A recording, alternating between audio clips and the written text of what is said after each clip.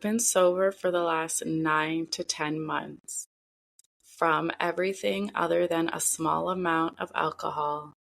And the last time I consumed meth, I was pregnant with Eliana. Hi friends, welcome back to another episode of Verona Investigates. I'm your host, Verona, and if you're new here, thanks for joining. Today we're going to dive into a mystery, a tragedy, trigger warning due to the content. So let's dive right into it. In March 2017, Edmonton police were called to the home where they found a heartbreaking discovery. An 11-day-old baby girl, lifeless, in her crib. The baby's mother, 31-year-old Michelle Rice, admitted to giving her newborn a deadly dose of Tylenol. What followed was a case that shocked Alberta, raising painful questions about addiction, postpartum struggles, and whether justice was truly served. Tonight, we are going to look closely at the tragic story of Michelle Rice, a young mother who made an unthinkable choice, and the ripple effect it left behind.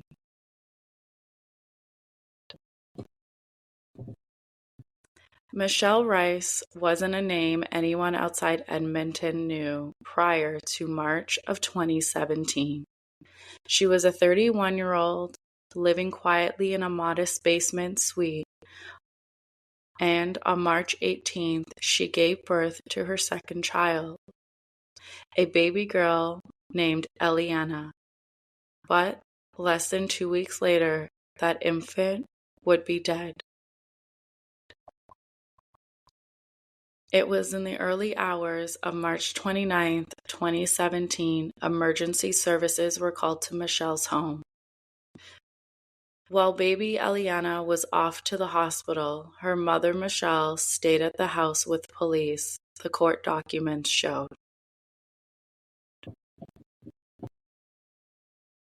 Michelle told officers the baby had been sleeping in a bassinet near her bed but woke up crying during the night, according to the police statement in the search warrant request.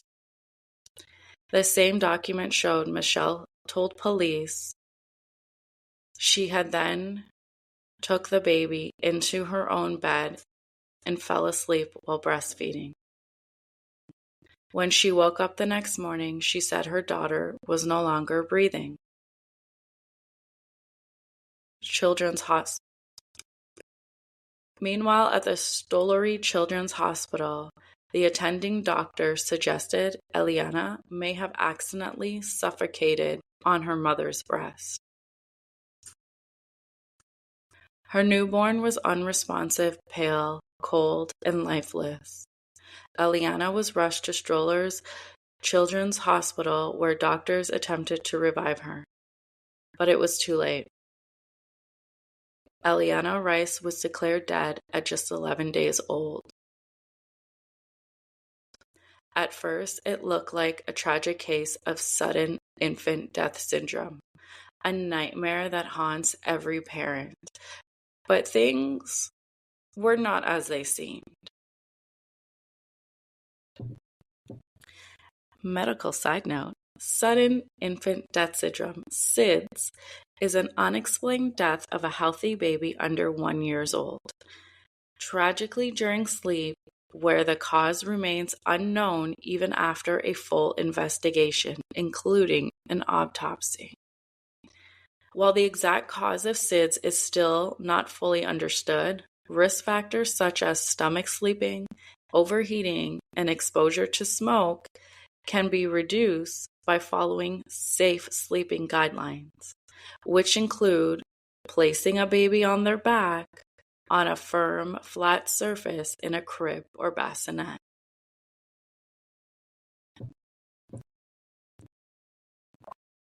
Her death was not originally deemed suspicious until more than a week later when the medical examiner's office contacted EPS detectives. When the autopsy report came back, it revealed something deeply disturbing. There was meth in Eliana's system, a lethal dose. This wasn't a trace amount from passive exposure. The autopsy had uncovered 0.23 milligrams of meth per liter of the infant's blood. Eliana had likely died from a drug overdose, doctors concluded. Furthermore, the high level of drugs found in Eliana's blood ruled out an overdose via breastfeeding or from drug use during pregnancy. The findings suggested the infant had ingested a lethal dose of drugs, orally or anally, and that changed everything completely. Investigators turned their attention to Michelle. The next day, she was willing to participate in an interview with homicide detectives at the police headquarters. She told them she didn't use drugs other than drinking a small amount of alcohol and that she had been clean for over a year, since giving birth to her older son. But a search of her home told a different story. Police found drug paraphernalia, including a glass pipe. In interviews, Michelle admitted to having meth residue in the house, but insisted she didn't use it regularly. The last time Michelle said she consumed meth was with a vaporizer pipe at the beginning of her pregnancy. She said she used the same pipe, which police found that contained traces of meth, about a dozen times while pregnant with Eliana. She also said she kept a pipe in her nightstand and that she stored several bags of drugs in boxes from a recent move. She had moved into the basement suite with her toddler son shortly before giving birth to Eliana, according to her landlord. In July of 2017, Michelle Rice was arrested and charged with second-degree murder. Michelle's background didn't fit the mold of what the public expected from someone facing this kind of charge. By all accounts, she was a caring mother to her older son. Friends described her as quiet, introverted, and loving. She had struggled with addiction in the past, but claimed she had cleaned up.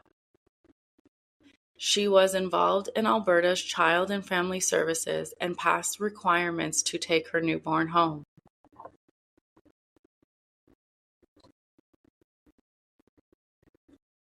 But as the investigation deepened, a more complex picture began to emerge. A woman, perhaps not as recovered as she claimed.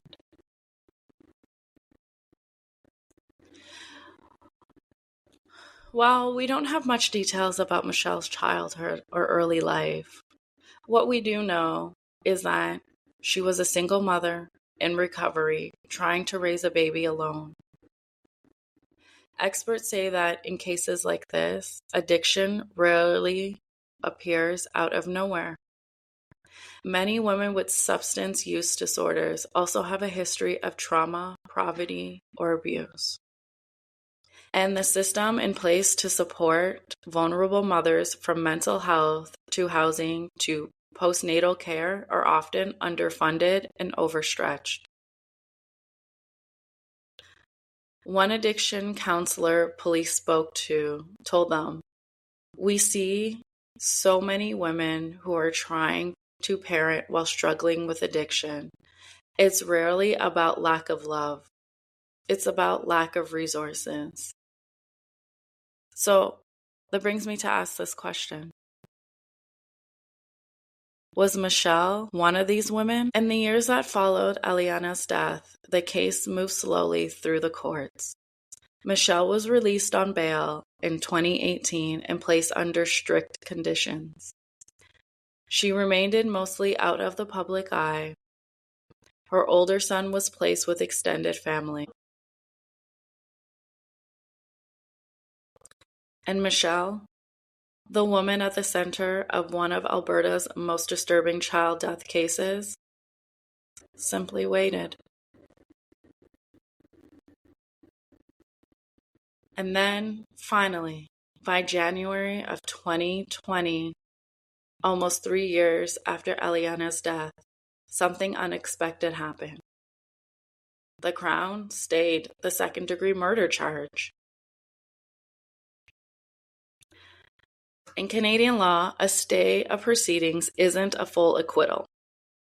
It means the charge is paused, usually when the prosecution believes there is no reasonable likelihood of conviction.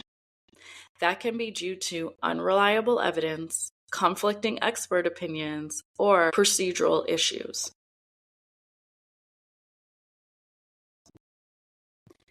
And that is exactly what the Crown said here with this case. They didn't believe they could win the case. So Michelle Rice walked free with no criminal conviction for the death of her baby daughter.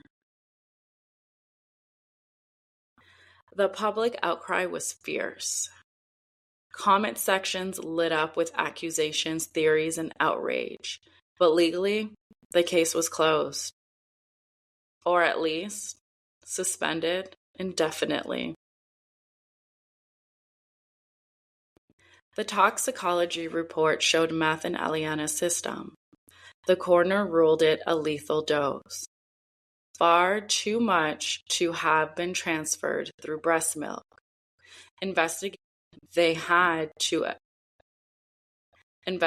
said it had to be administered orally or rectally. Michelle told police, "I have been sober for at least 9 to 10 months from everything other than a small amount of alcohol. The last time I consumed meth, I was pregnant with Eliana." She admitted to having meth residue in her home, but insisted she hadn't used it after giving birth. Still, the fact remained. The meth came from somewhere, and no one else was living in the apartment. So this brings me to ask these questions while investigating this case. Was it an accident? Was it neglect? Or was it something darker?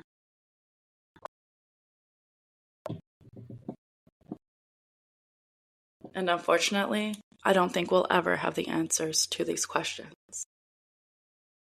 The Crown couldn't prove that Michelle had knowingly administered the drug to her baby. And in criminal court, suspicion isn't enough. Guilt must be proven beyond a reasonable doubt. Michelle's case became a flashpoint in a larger debate, not just about criminal law, but about how society treats addiction. Can a woman battling with substance use still be trusted to care for a newborn? Or any child in that matter? Should Child and Family Services have stepped in more forcefully? One former Alberta social worker told the media, "There's a checklist to get your baby released to you. You check the boxes, pass the drug test, and say the right things. But that doesn't always mean you're ready." Some say Michelle was a victim of addiction or a failed recovery system of a lack of postpartum support. Others say Eliana was a true victim, failed by everyone around her. My opinion is, in this case, maybe both are true.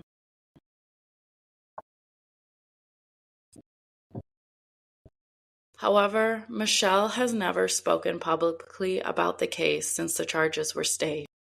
There were no civil suits no appeals, no further investigation. Just silence. Her father once defended her in a news interview saying, "I know my daughter is a good person. I don't believe what she is accused of is true."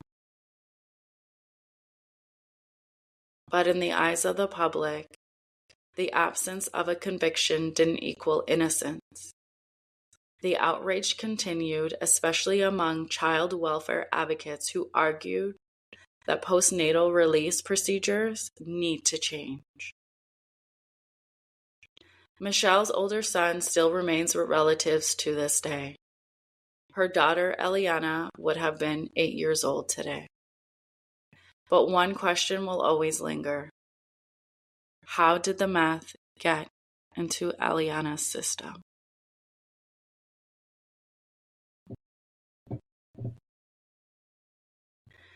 The truth may never be known. If Michelle Rice didn't harm her child, she's a victim of a devastating coincidence and years of public suspicion. If she did and walked free, then the system failed to protect the most vulnerable among us. The answer might lie somewhere between, lost in a haze of addiction, trauma, and tragedy. Michelle Rice is not a name Canadians will forget, but the name we should remember is Eliana.